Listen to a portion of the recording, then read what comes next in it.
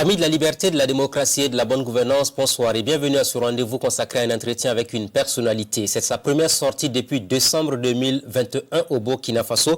Madame Marshal Laurence est avec nous. Elle était ancienne députée, ancienne ministre de la Femme, de la Solidarité nationale, de la Famille et de l'Action humanitaire du Burkina Faso. Femme politique engagée, elle a accepté de nous donner l'exclusivité de sa première sortie depuis qu'elle a quitté le gouvernement. Madame Laurence Marshal, bonsoir. Bonsoir Ismaël. Bienvenue sur le plateau de l'émission Le Grand Déballage.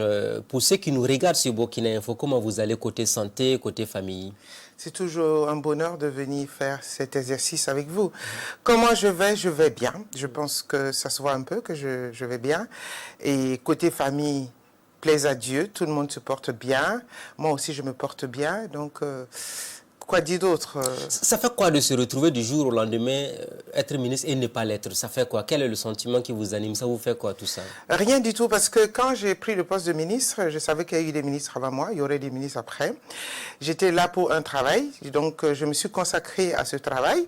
Et maintenant c'est fini et je redeviens citoyen burkinabé, lambda, ce qui est bien, comme pour employer l'expression des enfants, c'est bangal d'être un citoyen lambda parce qu'on n'a pas de compte à rendre, sa vie est un peu cachée, on n'est pas tous les jours sur les médias parce que vous savez aussi, quand on a une femme engagée, il y a ce qu'on appelle la grande médiatisation, il y a sa famille derrière, ses enfants, son conjoint, donc c'est un peu difficile pour toutes ces personnes, quoi. Comment vous avez été informé que vous n'allez plus être reconduit au gouvernement? Est-ce que le président vous a appelé, on vous a informé à l'avance que le gouvernement de Lassina Zerbo, vous ne ferez plus partie? Oui, ça a été très bien négocié. Vous savez que d'aucuns m'appelleraient le lieutenant du Roch Kaboré.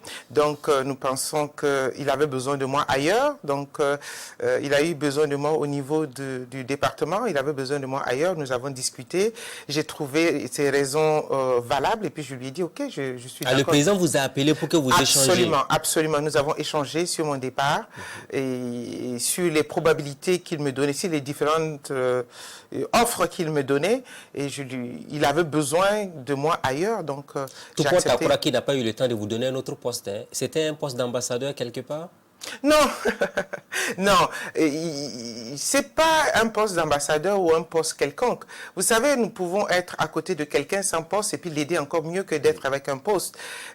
Vous savez que je suis de celles ou de ceux qui n'ont pas la langue dans la poche, donc qui ont besoin de dire les choses comme elles sont.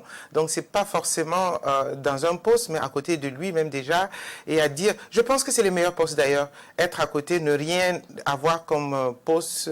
Pour une femme politique, ce n'est pas évident. Vous êtes dans la dynamique, vous avez battu campagne avec lui et se retrouver bréduit sans un poste, souvent ça peut être choquant. Non, vous savez, j'ai battu campagne avec Roch Kaboré parce que je croyais à sa politique, je croyais à ses engagements, j'ai épousé l'offre politique qu'il donnait pendant la campagne. Donc j'ai fait campagne pour lui, mais c'est pour moi aussi parce que je suis une femme politique, j'ai besoin de donner une offre politique qui scie à la demande des populations. Donc j'ai pas fait cette campagne pour Roch Kaboré, j'ai fait campagne pour moi aussi parce que nous sommes une équipe, nous voulions donner une offre politique au Burkinabé. Donc cette campagne, je l'ai faite pour moi déjà, et puis ensuite pour le président Kaboré, qui reste mon champion et qui reste l'une des personnes en qui je crois vraiment, qui avait l'approche du développement pour le Burkina Faso.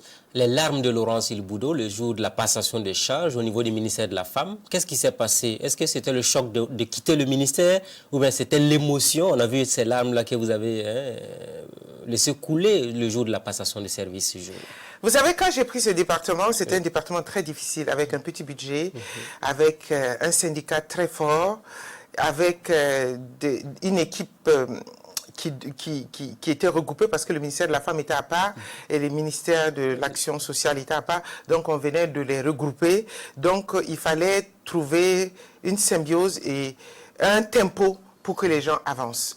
Donc, je me suis donné à fond, vraiment à fond, pour déjà avoir une équipe cohérente et une équipe soudée. Donc ça aussi, ça demande un don de soi. Et je suis arrivé à avoir une équipe soudée, une famille.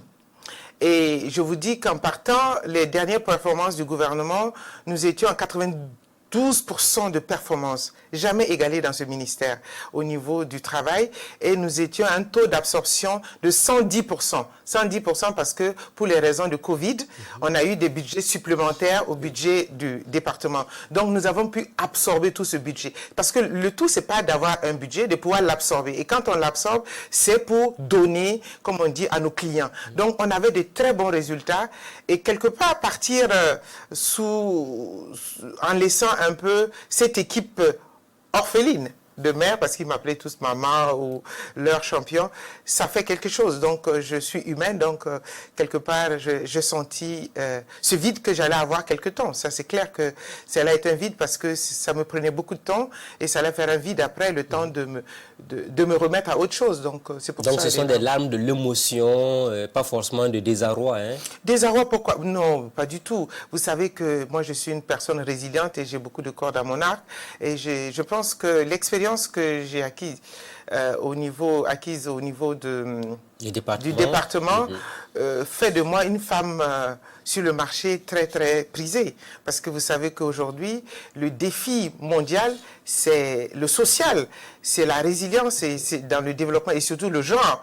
Et vous savez que les 4 ans m'ont permis d'être une experte en la matière, le genre, la résilience, tout ce qui est protection sociale adaptative et humanitaire. Donc, je me vendrai beaucoup plus cher maintenant. 4 ans ministre, ça n'a pas été facile. On a eu des déclarations qui ont choqué l'opinion. Laurence Marchal qui disait être ministre n'est pas être n'importe qui. Est-ce que vous êtes n'importe qui finalement maintenant, comme vous n'êtes plus ministre? Absolument.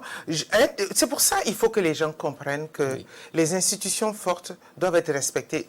Et ceux qui représentent ces institutions doivent être respectés pour qu'on ait une bonne synergie, pour avancer ensemble. Mais vous connaissez ce peuple-là, il faut le respecter dans tous les mots qu'on tient, dans tous les arguments qu'on avance. Mais c'est vrai, je suis d'accord qu'il y a des moments, il faut peser ces mots, mais il y a des moments, il faut dire les choses telles qu'elles sont pour que les gens les comprennent. Aujourd'hui, les gens ont compris, je ne suis plus ministre, je suis n'importe qui. Et j'adore cette situation de n'importe qui, parce que je fais ce que je veux. Et quand on est ministre, on ne fait pas ce qu'on veut. On ne va pas où on veut, il y a plein de choses restrictives que tu ne peux plus faire. Et quand tu n'es plus ministre, il y a plein de choses que tu peux faire. Donc ne plus être ministre, c'est comme un semblant de liberté qu'on a. C'est l'impression que vous voulez dégager par là? On a beaucoup plus de liberté. Ne plus être ministre. Bon, ne plus occuper un gros poste de responsabilité. On est beaucoup plus libre et on fait à peu près ce qu'on veut. Et comme dirait le petit, c'est un peu bangal, man. Décidément, vous avez aimé ce petit avec son mot-là.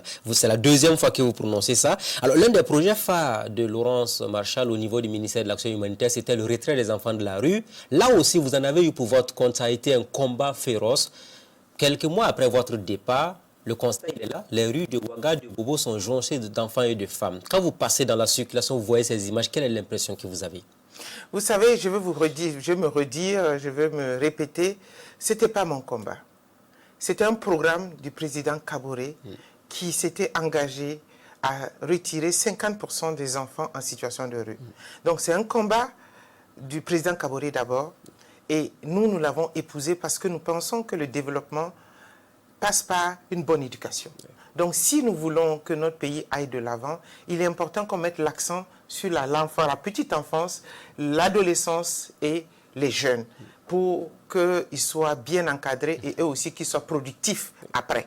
Donc, c'est un combat du président Kaboré. Donc, moi, je n'ai fait qu'épouser ce combat parce qu'il me parlait. Moi aussi, je pense qu'on ne peut pas arriver à un développement durable sans mettre l'accent sur l'enfant. Donc, c'était un combat d'une équipe et c'est pour ça que je l'ai mené. Mais comme je le portais et je le portais assez bien et de manière engagée, tout le monde a pensé que c'était mon initiative. On vous a vu au devant de la scène, chaque fois vous en parlez, vous en reparlez à tout moment, à toutes les occasions que vous avez eues. Cette question-là, vous ne l'avez jamais esquivée, à tout moment vous l'avez abordée. J'avais besoin que notre peuple comprenne et s'approprie ce combat. Parce qu'il était important et impératif que la population comprenne que ce combat n'est pas un combat de Laurence Marchal et qu'on ne politise pas le social et que les adversaires politiques ne prennent pas ça pour en faire un fouet ou bien dénigrer parce que c'est un combat national, c'est un combat de développement. J'ai toujours dit dans mes propos politiques, le social ne doit pas être politisé, parce que c'est des instruments de développement. Donc, si nous ne développons pas ce pays, on ne va pas y arriver. Et aujourd'hui, ces larmes que j'avais aussi font de moi cette femme sensible qui disait, qu'est-ce que je veux faire pour que mon peuple, pour que mes concitoyens comprennent que ce combat que je mène n'est pas un combat politique pour dire je veux qu'on me vote ou bien je veux que mon nom reste dans l'histoire politique. C'est un combat de développement pour le pays. Donc, je me suis battu, engagé, ça m'a valu des fatwas, mais aujourd'hui je pense qu'ils ont bien compris que le combat n'était pas le mien, c'était un combat national. Mais dans les rues, vous voyez les femmes, les enfants, quelle est votre réaction, quel est le sentiment qui vous anime? Vous baissez votre vitre, vous leur donnez quelque chose, puisqu'en son temps vous avez dit, il ne faut pas que quelqu'un donne encore quelque chose aux gens qui sont dans la rue. Vous savez que je suis restée constante dans ma vision politique. Je ne baisse pas mes vitres pour donner. S'il y arrive un moment où... Vous n'avez pas d'empathie pour ces personnes-là? J'ai de l'empathie. Vous savez, je suis humaine. Oui. Nous faisons ce que nous pouvons. Au-delà de nos forces, nous confions la chose au Seigneur. Donc c'est ce que je fais. J'ai parlé, j'ai essayé de faire comprendre la chose, mais moi seul personnellement, je ne peux rien sur ce combat. C'est un combat politique, c'est un engagement politique. Vous ne regrettez pas de l'avoir essayé, de retirer cette famille, ces enfants de la rue? Non, vous savez, il ne faut pas dire ça. Parce qu'il y a des enfants, nous avons permis aujourd'hui d'être autonomes, d'être des beaux messieurs. Il y a des enfants, on a vu des enfants aussi qui se plaignaient qu'ils ne mangeaient pas bien, le centre n'était pas adapté et tout. Mais vous savez, c'est normal. L'enfance, même à la maison, vos enfants font la même chose. Papa, le repas n'était pas bon aujourd'hui. Ici, on m'a fait ci, la nounou m'a tapé. Ils mentent pour... avoir quelque chose, ça c'est l'enfance, c'est l'immaturité de ce que l'enfant dit qu'on ne doit pas prendre en compte. Parce que j'ai mis un point d'honneur pour ce centre. Nous avons eu aussi à l'époque l'engagement de la KFW qui a construit un joli réfectoire, des dortoirs pour permettre à ces enfants d'être bien. Donc il y a parfois des enfants qui disent des choses pas très vraies pour être intéressants, mais ce n'est pas ce qui est vrai. Mais on a permis à beaucoup d'enfants de rester dans le circuit scolaire. On a permis aux enfants, à certains enfants, d'apprendre un métier. Il faut voir ce côté positif et ne pas voir seulement ces autres qui sont toujours dans la rue. Mais la rue est encore remplie à nouveau. Quand vous circulez, vous vous dites c'est un gâchis, il faut qu'on revienne sur votre projet là pour retirer toutes ces familles, ces enfants. Ce n'est pas à moi de dire ça. Vous êtes burkinabé et ça doit vous interpeller tout de même si vous n'êtes pas une autorité. C'est vrai, mais individuellement, je ne peux rien. Ça, il faut que je le reconnaisse. Je suis impuissante. Mais c'est un engagement politique de ceux qui dirigent aujourd'hui. Donc, c'est à eux de s'approprier ce combat s'ils pensent que c'est un combat de développement. Moi, je ne peux rien. Moi, ce que je peux faire aujourd'hui, c'est accompagner de mon expertise des institutions qui en ont besoin. Et aujourd'hui, je suis très fière et honorée de travailler comme consultant au niveau de la Banque mondiale, en tout ce qui est résilience humaine, tout ce qui est genre, résilience et puis humanitaire. Donc, je pense que mon expertise m'a valu cet appel au niveau de cette grande institution qui est la Banque mondiale. Donc, ils ont compris aujourd'hui que ce combat de développement passe par la prise en charge de l'humain avant ces ponts, ces barrages, ces routes. Parce que quoi qu'on fasse, ce que je disais quand j'étais ministre, c'était que je n'étais pas bien comprise et puis les gens m'ont taxé de tout. J'ai dit, on peut faire les plus grands barrages du monde, les grands ponts, mais si vous n'avez pas les hommes pour vous en occuper, ça va passer. Et c'est ce qui s'est passé. Vous voyez, on a dynamité nos ponts, ça veut dire que c'est de l'argent encore qu'on va remettre pour faire des ponts. Or, si on avait pris en charge ces personnes qui ont dynamité, comprendre qu'on peut ne pas être d'accord sur une thématique, mais s'asseoir autour d'une table pour discuter du sujet qui fâche, c'est mieux que d'aller dynamiter les choses qui nous coûtent cher. Quand vous voyez ces enfants, ces femmes dans la rue, Madame Laurence Marchal, dites-nous concrètement, qu'est-ce que ça vous fait? Ça me fait un pincement au cœur. Vous savez, je suis une mère d'abord. Donc, avant d'être tout ce que vous avez cité, je suis une femme, je suis une mère, et aucune mère ne voudrait voir ses enfants en désarroi comme ça dans la rue. C'est pas possible. Est-ce que le projet, au début, vous n'avez pas voulu évoluer en cavalier solitaire, entre guillemets, parce que les gens disaient que vous étiez seul, vous portez le projet et les autres ne vous ont pas compris. On a même vu ces audios qui ont circulé avec les maîtres coraniques. Vous avez eu vraiment maille à partir avec tout ce monde-là. Vous savez, j'ai essayé de réunir les maîtres coraniques, j'ai essayé de discuter avec eux. Nous avons essayé de faire de notre mieux pour leur faire comprendre le projet. Mais l'État reste l'État. Le gouvernement avait pour mission de mettre en œuvre la politique du président d'alors. Donc nous devons aujourd'hui, parce que c'est sur ce programme qu'il a été élu, et c'était sur ce programme qu'on va le juger à la fin de son mandat. Donc nous devions mettre ces politiques et programmes en œuvre. Que vaut l'État sans le peuple? L'État ne peut pas non plus être souverain sans le peuple. Mais non, il ne faut pas dire ça comme ça, parce que l'État, c'est le peuple. Donc, quand vous dites l'État reste l'État. Non, l'État reste l'État parce que l'État reste le peuple. Oui. Puisque c'est le peuple qui ne comprend pas que c'est eux qui dirigent, puisqu'il a été élu à 57,74% au suffrage. Donc, c'est ces Burkinabés qui lui ont fait confiance, qui ont dit de mettre en œuvre. Donc, il y avait ce pourcentage qui avait confiance à ce crédit d'offres politiques. Donc, c'est eux qui me demandaient de mettre en place ce projet. Ce n'est pas moi. Donc, le fait de n'avoir pas été comprise par les maîtres coraniques, cela ne vous a pas un peu empêché dans la dynamique que vous avez voulu mettre en place avec le retrait de ces familles, de ces enfants de la rue? Non, c'est un noyau, c'est une poignée de maîtres coraniques. Oui, mais les propos qu'on a entendus quand même, ce n'était pas simple du tout dans les audios qui ont circulé. C'était des propos durs à mon égard, je suis d'accord. Mais c'est ça aussi l'autorité. Il faut encaisser les coups. Mais aujourd'hui, je pense qu'ils regrettent tous. Il y a quelques-uns qui m'ont appelé pour présenter leurs excuses. Ils m'ont envoyé des audios pour s'excuser parce qu'ils n'ont pas compris. Je dis, bon, si vous avez compris maintenant, c'est bien. Parce qu'à l'époque même, c'est ce que je disais au président Kaboré, je lui ai dit, il faut que les gens s'approprient cette chose. Il a dit, c'est difficile. J'ai dit, il y a des moments, il faut faire un passage forcé. Il m'a dit, non, Laurence.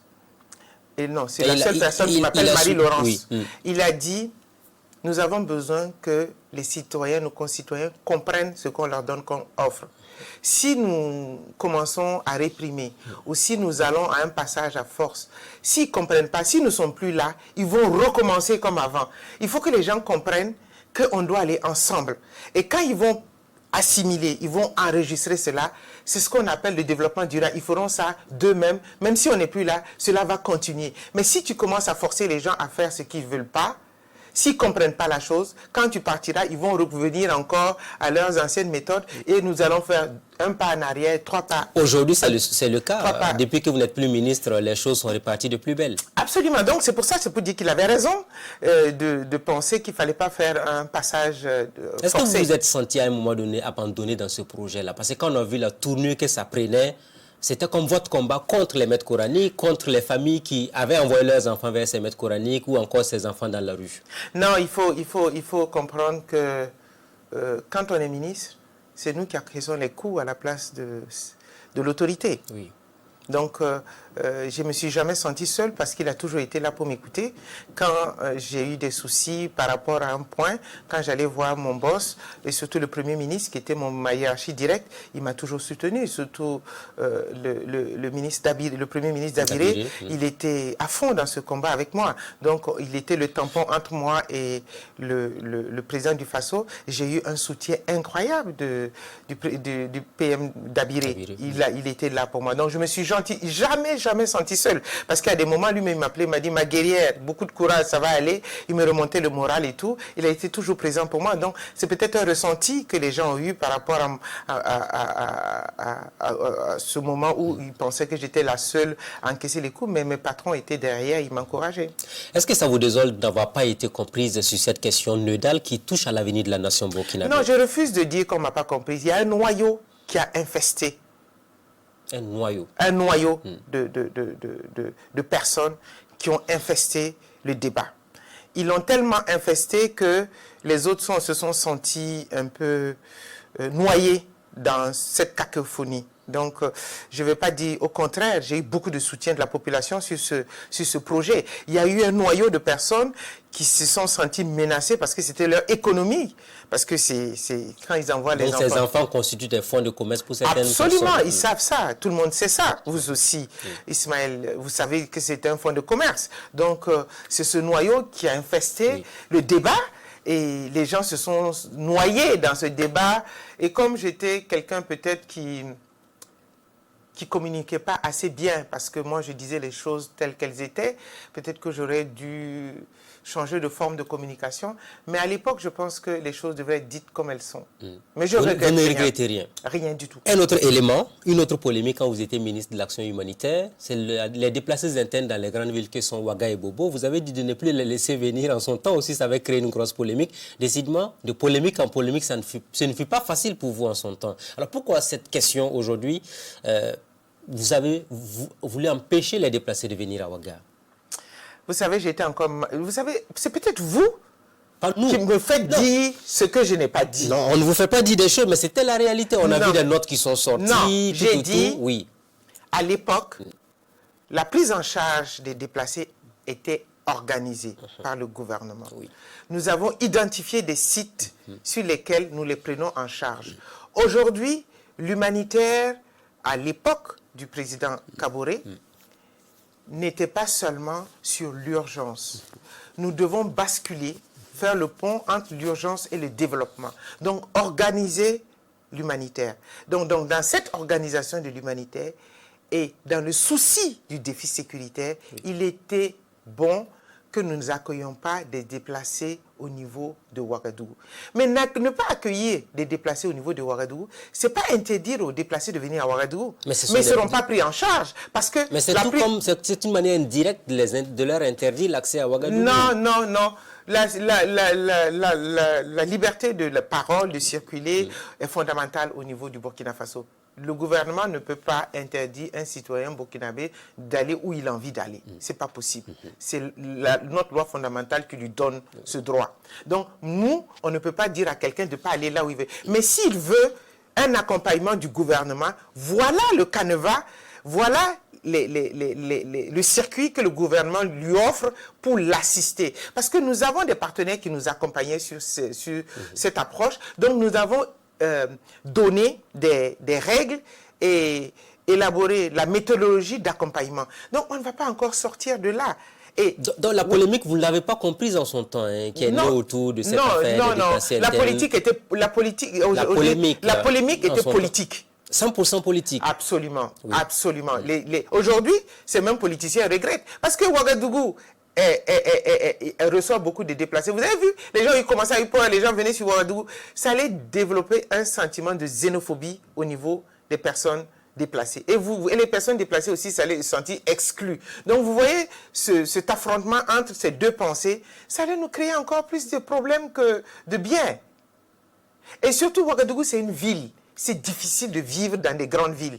Ça accentue la vulnérabilité. Il n'y a pas de terre à cultiver. Il n'y a pas d'espace où dormir. Ils font comment? Ils vont aller encore dans les bidonvilles. Et ces bidonvilles sont déjà engorgés de personnes vulnérables. Ça va être Mais l'État aurait pu créer des centres d'accueil pour ces personnes à Ouagadougou. Mais l'État a créé... Ouagadougou est une grande ville. Nous n'avons pas assez d'espace pour créer ces grands centres à Ouagadougou pour les accueillir. Et nous savons pertinemment que les déplacés internes, parmi eux, il y a des gens qui ne sont pas de bonne foi. Donc, nous n'allons pas exposer nos forces de défense et de sécurité à ce défi aussi, parce que quand on fait un centre d'accueil, il faut mettre la sécurité tout autour. Il y avait un problème d'effectifs, il y avait un problème de compréhension. Il y a la ville, nos grandes infrastructures qui sont là, où nous allons accueillir des personnes déplacées. Nous donnons un travail supplémentaire au FDS au niveau de ces grandes villes. Pourtant, comme le défi est un peu délocalisé, si nous les délocalisons là où sont les défis, pour permettre, pour qu'ils ne soient pas trop loin de leur zone de départ, dès que la zone de départ est stérile ou comment ça s'appelle, est sécurisée, les personnes peuvent repartir directement. Mais quand ils s'éloignent, ils n'ont plus envie de venir parce qu'ils se trouvent plus confortables et tout. Et ces zones qui sont restées vides, qui va donc du coup, une fois de plus, vous n'avez pas été comprise sur cette question aussi. C'est vous qui le dites, mais moi je pense que j'ai été comprise et ceux qui n'ont pas compris, c'est ceux qui voulaient faire la politique sur l'humanitaire. Moi, c'est comme ça. La question humanitaire, la coordination de l'action humanitaire, pour l'une des rares fois, on a vu que vous avez suspendu les activités du Conseil norvégien pour les réfugiés. En son temps aussi, les Burkinabés s'étaient étonnés de voir que vous avez pris une décision assez osée en son temps. Qu'est-ce qui s'était passé? Est-ce qu'on peut revenir sur cet épisode de votre passage au ministère de l'action humanitaire? Pourquoi oser? Le Burkina Faso est un pays souverain. Oui. avec une gouvernance. Et tout partenaire qui vient au Burkina Faso doit s'inscrire dans les méthodes et l'offre que le Burkina Faso le circuit que le Burkina Faso a choisi pour lui-même. Donc aujourd'hui, il faut que les partenaires comprennent que la dignité du peuple burkinabé est non négociable. Nous avons remarqué que toutes les fois que nous avons des reportages, toutes les fois que nous avons des discussions au niveau de l'humanitaire, c'est l'indignité des personnes qu'on voyait à la télé. J'ai dit, mais pourquoi c'est seulement chez nous qu'on voit qu'il y a des personnes désœuvrées? Donc, en Europe aussi, il y a des un peu misérables. Oui, et puis on va même dans leur intimité, on filme, on montre au grand jour parce qu'on veut mobiliser des ressources. Ce n'est pas possible qu'on continue comme ça. Nous avons dit, si vous voulez aller faire des reportages, il faut être accompagné d'une autorisation. Comme ça, même si on ne cache pas la vérité, mais on a droit à un retour de réponse. Si vous nous accusez de quelque chose, il faut qu'on ait le droit à la défense. Donc on utilisait la misère des Burkinabés pour un fonds de commerce au niveau des ONG. Non, je ne dirais pas ça. Il ne faut pas dire ça parce que les ONG ont fait un bon travail aussi. Je veux pas mais certaines ONG, visiblement... Même non, ils ont fait ça peut-être pas de manière... ils n'ont pas fait exprès de faire des reportages où nous avons pensé que la dignité des personnes a été mise en cause. Ils ont fait ça parce qu'ils avaient le souci de mobiliser des ressources. Ils ont dit que c'est comme ça, ils essayaient de... Donc c'est un fonds de commerce. Non. Certains aussi pensaient que c'est votre incapacité de gérer qui a amené les ONG à se comporter de la sorte au Burkina Faso. Est-ce que je peux me mettre dans la tête de tout le monde? C'est pas possible. Les gens pensent ce qu'ils veulent.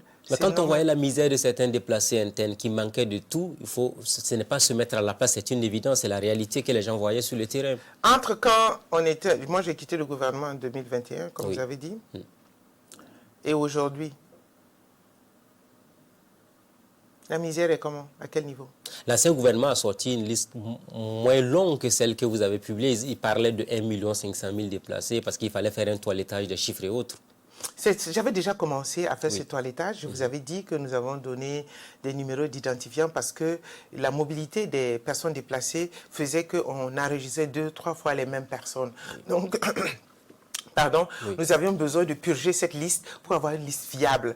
Parce que les chiffres que nous avons, j'avais remarqué tantôt qu'il y a des personnes qui bougeaient de zone en zone et quand ils bougeaient d'une zone A, on ne l'effaçait pas de la zone A, on l'enregistrait encore dans la zone B, donc c'est un doublon. Et il quitte la zone B, il va en zone C. Donc sur toutes ces 3 zones-là, il est enregistré lui et puis sa famille. Donc ça veut dire que les listes sont triplées à la fois pour les mêmes personnes. Donc nous avons besoin de purger les listes. Donc nous avions mis un système en place pour commencer à purger cette liste. Peut-être qu'ils l'ont fait et qu'ils ont trouvé ces chiffres maintenant. Donc moi je pense que c'est bien. Mais ce qu'il faut retenir, c'est que pour l'approche de la réponse humanitaire, il faut une réponse globale. Et ça c'est... Bon, je fais une petite parenthèse sur votre question. Nous devons comprendre au Burkina Faso qu'aucun développement ne peut se faire en autarcie. Nous avons besoin d'aller avec les autres qui nous entourent. Quand on choisit un chemin tel que la démocratie, il faut s'en tenir à ça. Quand on quitte ce chemin, les autres vont vous regarder. Parce qu'aujourd'hui, on parle de la globalisation, de la mondialisation. Donc, nous devons respecter ces normes. On va revenir sur la démocratie tout à l'heure. On reviendra. Je voudrais qu'on fasse une escale sur l'humanitaire. Est-ce que vous avez cru à un moment donné que c'était difficile de s'occuper des déplacés internes au Burkina Faso? J'ai jamais eu plaisir à faire un travail que de faire l'humanitaire au Burkina Faso. Parce que c'est sur moi ça a commencé, ce défi humanitaire. Et nous avons, avec mes équipes, essayé de comprendre comment, avec les exemples qu'on avait d'autres pays, comme la Centrafrique, le Congo, le Mali, le Niger qui nous entouraient, qui vivaient les mêmes problèmes de déplacés, nous avons essayé de comprendre quelle était la meilleure approche pour nous, le Burkina Faso. Parce que vous savez, les défis peuvent être les mêmes, mais le contexte et la culture, la réponse ne peut pas être la même chose parce que nous avons des cultures différentes, nous avons des approches différentes. Donc, nous avons travaillé à ne pas nous asseoir sur ce qu'on appelle urgence. Parce que quand les humanitaires viennent, c'est l'urgence, l'urgence. Et le plus souvent, nous avons senti les gens se complaire dans cet assistanat. Donc nous avons dit aujourd'hui, il faut glisser de l'urgence au développement. Donc nous avons des nexus sur lesquels nous avons travaillé. Il y a l'urgence, la réponse urgente, il y a la réponse développement. Est-ce qu'il y avait un cas particulier de traitement au niveau des femmes? Parce qu'il y a beaucoup de femmes qui ont subi tellement de sévices et après, quand elles sont devenues des déplacés internes, c'était très difficile. On a diffusé des témoins sur Burkina Info, ce n'était pas évident du tout. Oui, vous savez, c'est difficile.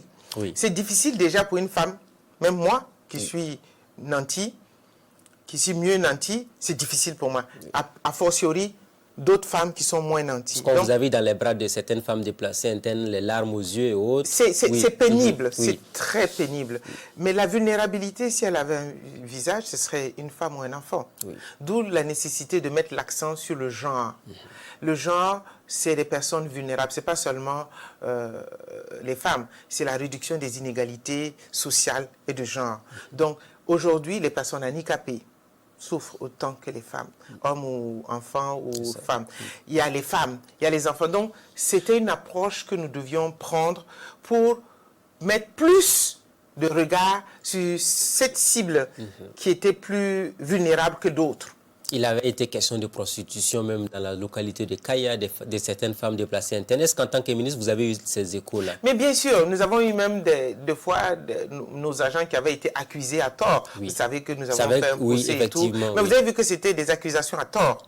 Et vous savez, quand une personne est dans le besoin, il fera tout pour sortir de ce besoin. Donc, je comprends des fois des fausses accusations parce qu'ils avaient besoin de se sentir écoutés. Et surtout, quand les partenaires mettent l'accent sur tout ce qui est violence basée sur le genre. Donc, c'est des prises en charge. Nous avons mis un protocole avec beaucoup de partenaires sur la prise en charge des personnes victimes de violences basées sur le genre. Donc, comme il y avait ces prises en charge déjà connues des populations, donc il y a des femmes forcément qui veulent s'inscrire dedans. Donc, ils mentent ou ils ne disent pas la vérité. Mais ce qui est dangereux, c'est qu'il y a des femmes aussi... Avec certaines femmes, vous leur avez dit d'arrêter de mentir par rapport à cette question. On ne peut pas dire à quelqu'un qui veut quelque chose d'arrêter. On peut lui faire comprendre que ce qu'il fait est dangereux pour lui-même, pour elle-même ou pour sa communauté. Parce que ça va faire que des vrais dangers, on ne va pas s'en occuper. Donc nous avons sensibilisé les femmes à ce niveau pour qu'elles comprennent que d'abord, vous mettez en péril la personne accusée, parce qu'elle est passible de prison, et vous mettez en péril après les vrais... comment on appelle ça, victimes. Donc, je pense que avant que je quitte le département, nous avions mis en place une cellule d'écoute, un appel, une ligne verte pour l'écoute et des protocoles de prise en charge de ces femmes victimes, vraiment victimes, parce qu'il y a une enquête, on travaille avec la gendarmerie et tout. Est-ce que vous avez eu l'impression que des femmes ont été manipulées à un moment donné pour faire des faux témoignages? Absolument. Au niveau des déplacés? Absolument, absolument. Vous savez, quand j'étais parlementaire, je disais souvent, le défi sécuritaire, ce n'est pas un défi que l'on a gagné avec l'arme. Je ne crois pas au pouvoir des armes, parce que je pense qu'on a eu des exemples. Toute guerre finit autour d'une table, donc commençons par la fin que le départ. Moi, je n'ai jamais tenu une arme dans ma main, je ne sais pas manier une arme, parce que je ne crois pas à la violence ou à la force pour régler les problèmes. Quelles que soient les formes de violence, qu'elles soient physiques, verbales ou avec des armes, je n'y crois pas parce que ça ne fait qu'empirer la chose. Donc, je suis de celles qui pensent que les armes, c'est vraiment l'extrême nécessité. Vraiment extrême. Le dernier recours. Vous êtes une femme de paix finalement, il faut le dire clairement. Hein. Toutes les femmes sont des femmes de paix. Oui, c'est pour ça qu'il faut essayer avec les femmes. Depuis 60 ans, nous sommes dans les indépendances et c'est les hommes qui dirigent. Bon, peut-être essayer avec les femmes parce que la femme arrivera à la violence vraiment si elle n'a plus de choix. Mais elle va explorer tous les choix possibles pour pacifier sa famille, son pays et tout. Donc, je suis de celles qui pensent qu'il faut vraiment parler, discuter et non arriver à la violence. La violence n'arriverait à rien. Et donc, j'avais dit tantôt de mettre l'accent sur les femmes. Parce que après... Et les enfants aussi. Quand on met l'accent sur la femme, automatiquement la femme s'occupe de son enfant. Aucune femme ne va aller sans son enfant. Donc quand on met la femme au milieu, il y a ce qu'on appelle les impacts indirects qui sont les adolescents, les enfants dont la femme s'en occupe. Donc j'avais dit, mettez l'accent sur le développement humain. Et on dit non, on n'était pas bien armés, il faut mettre beaucoup d'argent sur l'armement, les équipements. Et nous avons voté des budgets incroyables, jamais égalés au pays des hommes intègres, comme vous dites, de budget de 55% pour les FDS, pour un pays qui n'est même pas autonome au niveau de la nourriture. C'est à tomber des nues. Moi, j'étais de celles qui étaient contre. En Conseil des ministres? Absolument. À plusieurs reprises, vous êtes opposé? Je ne me suis pas opposé, j'ai dit il faut réfléchir. Quand vous avez un budget de 55% du budget national pour l'armée, les forces de défense et de sécurité, et ne même pas avoir 2% pour le social, la priorité absolue, c'était de faire la guerre et puis ramener la paix et la quiétude. Nous sommes où aujourd'hui? 7 ans après. Nous sommes où? J'étais au Parlement. Nous sommes où aujourd'hui? Donc ça a été une erreur stratégique alors finalement? Je n'ai pas dit que c'est une erreur stratégique. J'ai dit, moi j'ai parlé. Vous n'avez pas été écouté? Non seulement je n'ai pas été écouté, mais je n'ai pas été comprise. Parce que des fois, quand tu demandes l'arbitrage budgétaire, les gens pensent que tu veux l'argent pour toi. Moi, j'ai quitté le ministère, j'ai rien. Moi, j'ai que ma vie que j'avais, j'ai retrouvé ma vie. Et les 6 mois qu'on vous a versés, même les campagnes ministres et tout. Moi, ça, c'est un droit, c'est la loi qui le dit, hein, c'est pas moi. Donc, ils pouvaient ne pas le verser. Moi, je n'ai pas parlé à quelqu'un. Moi, je suis parti refaire mon passeport pour ancien ministre. On ne m'a pas donné mon passeport, je n'ai pas fait de problème.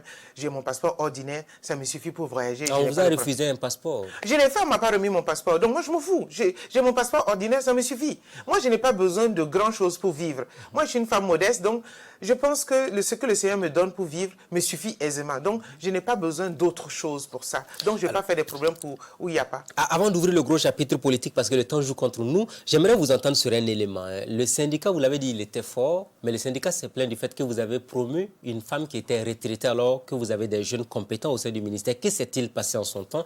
Pourquoi vous n'avez pas voulu faire de la promotion de la jeunesse et puis vous avez maintenu une dame retraitée au sein de votre ministère? Vous savez, il ne faut pas parler de dame retraitée. Elle était à la retraite ou pas? Oui, elle est passée à la retraite quand elle est passée à la retraite l'année où je l'ai gardée quelque temps. Donc elle était à la retraite? Oui, elle est passée à la retraite. Donc c'est pour ça que je vous dis, ne parlez pas d'âge. Nous avons besoin aujourd'hui de compétences. On parle de retraite. Non. Si la retraite existe, c'est parce qu'on dit qu'il faut aller se reposer. Mais ce n'est pas parce qu'une personne est retraitée qu'il faille jeter ses compétences. Est-ce que cette réquisition était déterminante pour l'avenir du ministère? Mais attendez, je vous dis, on est tous les deux partis maintenant. Où en sommes-nous au niveau de ce ministère? Ils nous regrettent. Mais vous aurez dû promouvoir des jeunes ou bien la jeunesse n'avait pas les compétences au niveau du ministère? Il n'y a pas une femme qui a promu la jeunesse et les équipes plus que moi au Burkina Faso, au niveau de mon département. Donc c'est un faux procès qu'on vous fait? C'est un faux procès. Il y a des gens qui ont fait ça parce qu'ils voulaient le poste. Oui. Je n'ai pas besoin de dire ça. Ils m'ont appelé, ils voulaient le poste. Je leur ai dit non. Ils vous ont appelé? Oui, ils voulaient le poste. Je leur ai dit, nous avons mis une équipe en marche. Nous avons mis un process. Il faut que si elle part, qu'elle forme quelqu'un rapidement sur la prise en charge. Elle ne veut même pas rester plus de 6 mois ou 7 mois. Le temps de glisser, parce que ça arrive tellement vite. Et les gens, pour remplacer, il faut que les gens s'approprient les choses. Les gens veulent remplacer des gens, mais ils n'apprennent pas de ceux qui veulent remplacer. C'est ce que je demande aux gens. J'ai dit, si tu veux prendre la place de quelqu'un, le petit minimum syndical que tu dois commencer, c'est apprendre de la personne que tu veux remplacer. Parce qu'on ne remplace pas les gens pour les remplacer. On remplace les gens pour être plus compétents. Donc, vous allez remplacer quelqu'un, vous êtes moins compétent. Donc, vous avez cherché dans tous les ministères, vous n'avez pas trouvé quelqu'un de compétent. Pourquoi vous me faites dire ce que je n'ai pas dit? Non, mais plus à vous écouter, à vous écouter, on a l'impression que c'est elle seule qui était quand même bien taillée pour occuper ce poste-là, malgré le fait qu'elle soit à la retraite. Non, vous savez, je n'ai pas dit qu'elle était taillée pour ce poste. J'ai dit, nous avons mis un process en place. Et cette procédure s'entendait appropriation de cette procédure. Vous mettez quelqu'un d'autre qui ne connaît pas cette procédure, fragiliserait le système de prise en charge des personnes vulnérables. Donc, j'avais besoin de quelqu'un qui comprenne son travail, parce que la SG est le pivot d'un ministère pour aller. Mais Laissez. Mais ça a pollué l'ambiance au sein de votre ministère tout de même, ce maintien-là. Non, ça n'a pas pollué. Je vous assure que mon ministère fonctionnait bien. Encore, c'est un noyau de personnes qui a politisé pour me fragiliser, pensant que ça allait me fragiliser. Mais le ministère a bien fonctionné. La preuve... Donc, vous ne regrettez pas? Je ne regrette rien, absolument rien. La preuve, avec elle, en 2020, nous avons eu 72% de performance au niveau du département et 112% de taux d'absorption. Qu'est-ce que vous voulez? La compétence ou l'âge dans le poste? Il faut que la jeunesse comprenne. Je fais partie de cette jeunesse, je viens à peine de sortir de cette jeunesse, que nous devons apprendre de ceux que nous voulons succéder. Nous ne devons pas les pousser à la porte pour dire non parce que je veux la place. Vous savez ce que coûte un incompétent pour un pays? Je n'ose même pas y penser. Mais quand on dit la retraite, ça veut dire qu'il y a des normes qui sont fixées. Vous n'avez pas été surpris par la tenue des événements. Non, vous savez, je vais vous dire quelque chose. Au Burkina Faso, par ma petite expérience, oui, on met trop tôt les personnes à la retraite. C'est là où on commence à avoir de la matière pour les exploiter, on les met à la retraite. Et il faut une réforme à ce niveau-là. Moi, je suis de ceux qui pensent qu'il faut regarder dans certains secteurs. On a commencé déjà au niveau de la santé, mais aujourd'hui, au niveau de la vulnérabilité, c'est au moment où la personne est le plus potentiellement opérationnel quand on met la personne à la retraite. Parce que c'est ça. Donc, il faut travailler avec les personnes compétentes pour avancer. Il faut ça. Donc, je pense que la jeunesse devait comprendre que entre la jeunesse et le troisième âge, il faut un pont.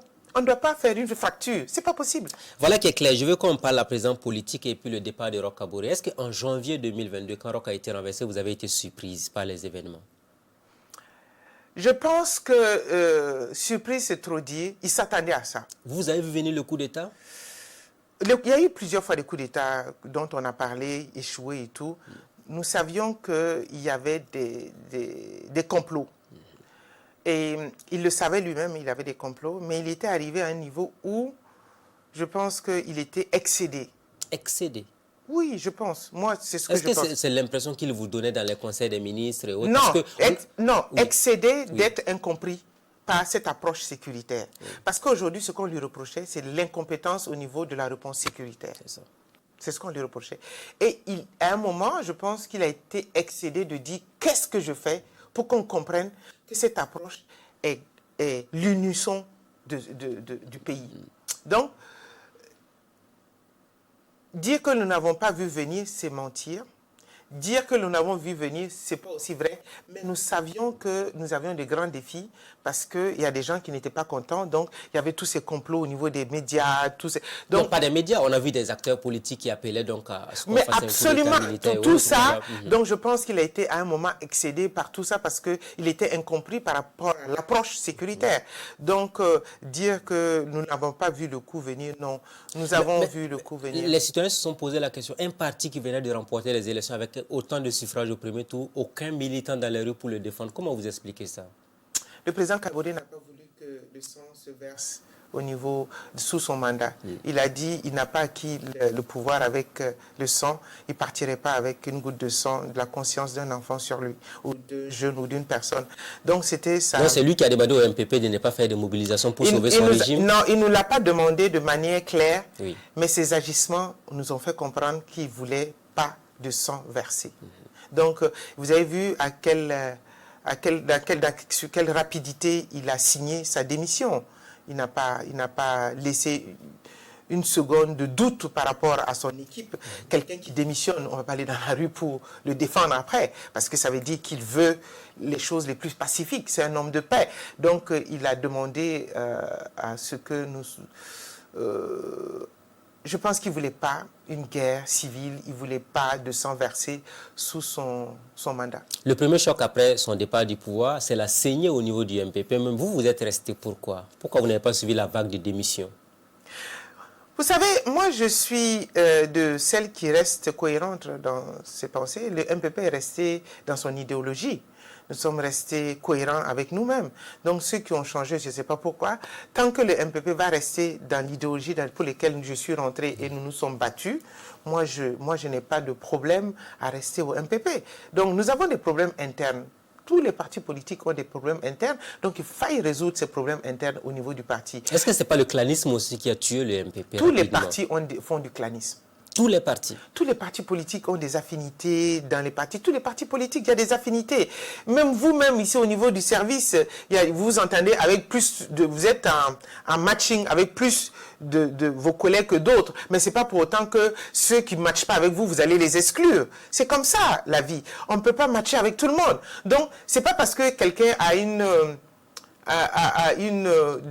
des atomes crochus ou ils s'entendent avec une personne que c'est son clan. Non, on a vu, ça a surpris beaucoup alors qu'il était toujours détenu. Le président Roch Kaboré était toujours détenu. On a vu donc des députés, des anciens ministres démissionner sans que le monsieur ne recouvre la liberté. Est-ce que vous avez été choqué par leurs attitudes? Vous savez, le président, moi je suis un peu produit du président Kaboré. Parce que j'étais à l'université, j'étais avec lui, je fais de la politique, tout le monde penserait qu'il y a beaucoup de gens qui ont passé autre chose, mais c'est quelqu'un que j'ai beaucoup, c'est ce que je dis, quand on veut succéder quelqu'un, quand on veut faire comme quelqu'un, on apprend de lui, donc j'ai beaucoup appris de lui. Et il m'a dit un jour, Marie-Laurence, la politique c'est un regroupement des gens qui ont les mêmes intérêts.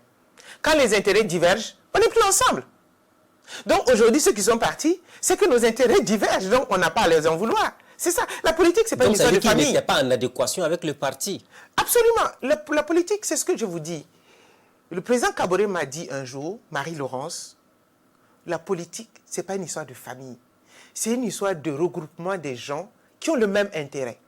Quand les intérêts divergent, forcément, ça va éclater. Donc ceux qui sont partis n'avaient plus les mêmes intérêts que nous. Quelques mois après son départ du pouvoir. Absolument, ils n'avaient plus les mêmes intérêts. Sinon, pourquoi ils seraient partis? Donc c'est tout. Vous avez été l'une des rares femmes à écrire publiquement pour dire que vous restez fidèle au président Kaboré. Oui, parce qu'il y a eu des supputations. Les gens ont commencé à prendre mon nom pour dire que je partais avec les autres. Et vous savez, il y a des gens qui ont... L'audimat, c'est des gens que les gens aiment aussi au niveau politique. Donc, ils ont commencé à dire, oui, il y a MPP Nassara, il y a Laurence aussi qui part. Et j'ai dit non. J'ai dit publiquement que je ne partais pas parce que je reste accroché aux intérêts du parti et aux intérêts du président Kaboré. Donc, ce n'est pas parce qu'on a perdu un round qu'on a perdu la bataille. Donc, ceux qui sont partis ne comprennent pas ce qu'est vraiment la politique. Ce n'est pas moi, je m'en fous de ce qu'ils comprennent ou pas. Moi, je parle de moi et de ma classe politique. Donc, pour les autres, je ne veux pas penser pour eux, je ne veux pas dire pour eux. Donc, ça regarde chacun. Ce sont des adultes qui sont venus librement au MPP et qui ont quitté librement le MPP. Alors, Roch Kaboré qui était détenu, le président Damiba qui a organisé une cérémonie, on l'a vu avec Jean-Baptiste Ouedraogo. Ce jour-là, il était sorti tellement amaigri, le président Roch Kaboré. C'est sa première apparition publique du côté de Kossiam. Quand vous avez vu cette image, quelle a été l'impression qui vous a animé? Rien du tout. Ça vous a surpris, le voir affaibli ainsi, amaigri? Non, je pense que d'abord, il a fait un régime pour perdre du poids. Et puis, le poids, la charge de la fonction aussi, l'a beaucoup affecté. Ça fait que quand on perd du poids à un certain âge, on a l'impression qu'on vieillit, on est malade et tout. Non, c'est ça qui lui a valu cette expression. Mais je pense que quand il est sorti, il nous a parlé, il était bien. Il nous a dit, ses geôliers ont été corrects avec lui, il n'a pas été torturé, il n'a pas eu de problème, tout le monde était correct avec lui, il a été bien dans sa peau, il allait faire une visite pour voir si le choc qu'il a reçu n'a pas un peu abîmé quelque chose à l'intérieur, c'est ce qu'il a dit, et puis revenir, c'est ce qu'il a fait, et nous on était tranquilles, donc le voir après, moi je ne vois pas ça comme ça parce que moi j'étais déjà préparé, ceux qui n'étaient pas préparés peuvent voir autre chose, ça je comprends, mais moi je n'ai rien eu de...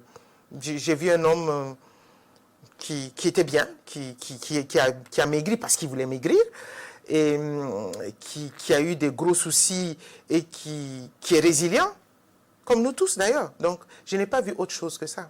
L'après-Roch a été, on le dirait, un peu difficile. Damiba est venu, il a fait 8 mois, il a été renversé par Ibrahim Traoré. On est toujours dans le défi sécuritaire. Comment vous appréciez cette gestion du pouvoir d'État des militaires? Vous savez, je vais vous dire quelque chose, je vais être honnête encore. Quand on choisit une route, quand on choisit une méthode, on doit aller jusqu'au bout. Le Burkina Faso a choisi la démocratie, qui est un instrument de gouvernance. Et le Burkina Faso est un pays dans un autre pays, dans un autre espace. Nous sommes dans la surface terre, dans l'UMOA, dans la CEDEAO, dans l'Union africaine. Nous avons signé des règles. Nous avons accepté d'aller sur la démocratie. Et cette démocratie s'entend élection. Donc quand on vient, on met à mal cette démocratie, même quand on ne dit rien, il y a des conséquences derrière. Et ces conséquences derrière font que le Burkina Faso va être isolé des autres. Parce que vous avez enfreint aux lois que vous-même vous avez édictées pour la grande communauté. L'exemple du Mali a été très clair. Quand la CEDEAO a fait des sanctions, on a lapidé la CEDEAO, on a dit... Mais c'est des écrits que tout le monde est au courant. Donc c'est des lois et des règles qui régissent notre bon vivre ensemble. Mais ils ont compris, les dirigeants de la CEDEAO, pour le Burkina Faso, ils disent rien. Mais il n'y a plus d'argent. Il n'y a plus de partenaires pour nous accompagner. Et aucun pays aujourd'hui ne peut se développer. Le Premier ministre a dit qu'il faut compter sur nous-mêmes. Compter sur nous-mêmes avec quoi? Mais il ne faut pas rester utopique. Même les États-Unis ont besoin des autres pays. C'est pour ça qu'ils sont rentrés dans l'OTAN, ils sont avec l'Europe. Même l'Europe même a besoin, la France a besoin de l'Europe pour vivre. Les grandes puissances, ils ne peuvent pas aller seuls. Ce n'est pas notre pays, le Burkina Faso, qui va s'auto-exclure de ce système global, dire qu'il faut s'auto-suffire. Comment? Dites-moi comment on va s'auto-suffire. On dit nous avons des mines. Il y a quelqu'un qui dit oui, nous avons l'or. Mais l'extraction de cet or-là même, c'est qui fait ça? Est-ce que vous avez l'expertise? Est-ce que vous avez les machines? Vous êtes obligé d'avoir des partenaires pour venir extraire cet or. Vous avez des terres à cultiver. Aujourd'hui, c'est sous le mandat de Roch Kaboré que nous avons eu des usines de fabrication de tracteurs ici pour nous permettre de cultiver nos terres. Mais aujourd'hui, nous ne pouvons même pas cultiver ces terres parce que le défi sécuritaire fait que les gens ne peuvent plus cultiver. Donc aujourd'hui, non seulement nous ne sommes pas autonomes au niveau alimentaire, au niveau sécuritaire, l'armement, on ne fabrique pas des armes, il faut en acheter à ceux qui fabriquent. Au niveau sanitaire, nous n'avons pas un plateau technique qui nous permet de dire on s'en fout des autres. Mais est-ce que ce n'est pas un échec de votre gouvernance pendant 7 ans? Jamais le plateau technique du Burkina Faso n'a été aussi performant pour le Burkina Faso que sous la gestion du président Kaboré. Vous pouvez aller prendre les statistiques. Vous dites que nous n'en avons pas aujourd'hui. Il est parti, ça fait juste 8 mois. Vous savez, il est parti, ça fait juste 8 mois. S'il faut faire venir des appareils qui ne peuvent pas dépasser 8 mois, il y a un problème. Non, attendez. Il ne faut pas prendre ça comme ça. Il y a une rupture. Et cette rupture, les gens qui accompagnent le développement n'injectent plus les billes. Oui. Donc, aujourd'hui, il y avait un hôpital oncologique qu'on devait faire pour le traitement au Burkina Faso des cancers féminins. Où en sommes-nous? Il y a une grosse rupture. Tengango était en train de construire un centre aussi de prise en charge, plus le centre qui est à Bogodogo. Mais où en sommes-nous? Parce qu'il y a eu cette rupture. Les partenaires ne parlent pas, mais ils ne financent plus. Parce que c'est le contrat. Le contrat, pour tout pays, c'est la démocratie. Donc pour vous, l'avenir du Burkina, c'est la démocratie. Ce n'est pas l'avenir du Burkina, ce n'est pas pour moi. C'est des règles que nous nous sommes édictées. Oui. C'est des règles que nous avons signées. Donc si nous enfreignons ces règles, nous aurons les conséquences de ces règles. Alors quelles sont les perspectives pour le Burkina? Est-ce que vous pensez que les militaires qui sont là vont respecter la date dans 21 mois, ils vont céder le pouvoir aux civils? S'il vous plaît, Ismaël, ne me faites pas penser pour les autres. Posez-leur la question. Non, à vous que je pose la question. C'est à vous de répondre. Pourquoi vous fuyez la question? Je ne fuis pas la Ne fuyez pas la question, répondez. Ismaël, vous savez très bien que je n'ai jamais fui un débat. Est-ce que vous pensez que dans 21 mois, on aura des élections? Je n'ai pas à penser. Je veux constater. Parce qu'aujourd'hui, nous sommes à un niveau où il faut les faits. Je ne veux pas réfléchir pour quelqu'un, parce que j'ai assez pour réfléchir pour moi-même. Donc, si vous voulez les vraies réponses, il faut poser les questions à la vraie personne. Moi, poser des questions qui dépendent de moi, je vous répondrai. Vous êtes une femme politique. En tant que femme politique, vous devez avoir votre mot à dire là-dessus tout de même. Vous savez, moi, depuis qu'il y a eu la rupture de la démocratie, après une élection les plus brillantes, les plus claires. Avec beaucoup de problèmes aussi, il faut le reconnaître. Quel problème? Les élections de 2020, on sait qu'il y a eu beaucoup de difficultés. Il y a des localités qui n'ont pas pu voter. La CENI elle-même a reconnu que ce n'était pas évident. Mais c'est pour ça, il y a combien de pourcents de personnes qui ont voté?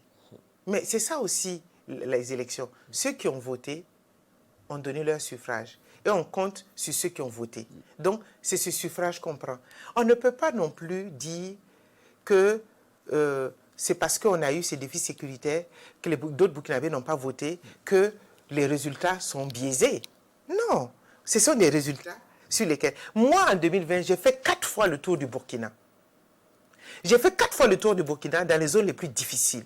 Mais si aujourd'hui, les gens ne prennent pas leurs responsabilités pour aller dans les zones les plus difficiles et laissent certaines personnes aller, ne pas aller, et puis dire non, on ne peut pas aller, il faut aussi se dire qu'est-ce que nous, à notre niveau, nous faisons pour que les choses aillent mieux. Voilà qui est bien clair, on est pratiquement en fin d'émission. Je vais vous poser une ultime question. Quel avenir politique pour Laurence Marshall au Burkina Faso? Vous savez, je savais que cette question viendrait. Je ne sais. Je pense que on va laisser les choses venir. Pour l'instant, je veux faire autre chose. Donc, je vous ai dit tantôt que je travaille avec la Banque mondiale comme consultant. Je veux offrir mes services, mon expertise à ceux qui voudraient bien que je travaille pour eux. Et au niveau politique, nous verrons ce qui se présente à nous. S'il y a des élections pour je pense que c'est 2024, non, début 2024, on verra bien ce qui va se passer. Pour l'instant, au niveau du parti, nous avons besoin d'assainir notre parti, de trouver... Est-ce que vous pensez souvent à être présidente du Faso un jour? Non. Ah, vous ne serez jamais candidate à la présidentielle? J'ai jamais dit ça. Vous avez dit que vous ne pensez pas être présidente un jour? Oui, je ne pense pas à briguer la magistrature suprême parce que j'ai déjà vu ce qui est arrivé à mon champion. Je ne pense pas que j'ai cette compétence ou cette expertise pour gérer le Burkina Faso. Il ne faut pas non plus penser, il ne faut pas non plus aller au-delà de ses compétences. Je n'ai pas pensé que je peux être président du Burkina Faso. C'est trop utopique. Ce que je voudrais, c'est que le Burkina Faso avance. Parce que nous avons les compétences individuellement. Je ne sais pas pourquoi quand on nous met ensemble, ça devient compliqué. Nous avons l'expertise. Tous les pays qui se sont développés ont pris exemple sur le Burkina Faso, le Rwanda. Aujourd'hui, je peux vous dire que sur la politique sociale adaptative des personnes vulnérables, tous nos pays de la CEDEAO ont pris exemple sur notre ministère. Ils nous ont appelés pour partager l'expertise. Et on était en avance. Aujourd'hui, nous sommes les derniers. Valorisons ce que nous avons. Absolument. Voilà qui est clair. On va s'arrêter là. On verra bien dans l'avenir ce qui sera fait pour notre pays, que ce soit sur la démocratie, la liberté et tout ce que vous voulez. En tout cas, merci Madame Laurence Marshall. Mais je voudrais quand même dire une dernière chose. Oui, on va aller rapidement. Si vous permettez. Allez-y, allez-y. Il faut aussi que notre population croie aux femmes. Parce qu'il y a ce souci d'avoir peur des femmes dans les instances dirigeantes, qui font que automatiquement on balaie du revers de la main les propositions de femmes. Comme on dit, il y a un adage moi aussi chez nous qui dit que quand tu danses et puis on n'applaudit pas, il faut sortir du cercle. Depuis longtemps, on a essayé une méthode, ça ne marche pas. Essayons une autre, peut-être que ça va marcher. Une femme, présidente du Faso, pourquoi pas? Déjà, même une femme Premier ministre ou président de l'Assemblée ou bien instance de décision un peu plus haute serait déjà un bon début. D'accord. On espère que vous êtes entendus et que les gens tiendront compte de cela, même si on demande aux femmes de se battre davantage pour avoir tous ces accès-là. Merci Laurence Marshall, merci à vous. Merci Ismaël, c'est un bonheur de répondre à vos questions. Plaisir partagé. Amis de la liberté, de la démocratie et de la bonne gouvernance, c'était l'ancienne ministre, l'ancienne députée Marie-Laurence Marshall sur le plateau du Grand Déballage. Très bonne suite de programme à tous et à toutes. Rendez-vous la semaine prochaine avec un nouvel invité. Bonsoir chez vous.